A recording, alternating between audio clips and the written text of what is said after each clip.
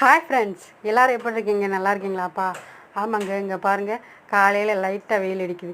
சாயங்காலம் ஆகும் இங்கிட்டு மழை பார்த்தீங்கன்னா பின்னி எடுத்துதுங்க. 2 நாள் சரியான மழைங்க எங்கள் ஊர் சைடு. சின்ன கிராமம்தான். ஆனால் மழை பார்த்தீங்கன்னா மழை 2 நாள் சரியான மழை. இத்தனைக்கும் வெள்ளம் வந்துடுச்சுங்க. தரைப்பாலத்துலலாம் வெள்ளம் வந்துடுச்சுங்க. ஆமாம், ஏன்னு தெரியல, இந்த வட்டம் ரொம்ப மழை. 2 நாள் பேஞ்ச மழைக்கு அந்த ஒரு நாளிலேயே தரைப்பாலத்தில் வெள்ளம் வந்துடுச்சு. ஆளுங்க நடக்க முடியல, செய்ய முடியல. சரி வாங்க, நம்ம இன்றைக்கி கிச்சனை பார்க்கலாமா?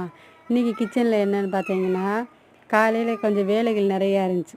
வீட்டுக்கார் வேலைக்கு போகிறதுக்கு முன்னாடி, பையன் ஸ்கூலுக்கு போகிறதுக்கு முன்னாடி எல்லா வேலையும் முடிக்கணும்ல.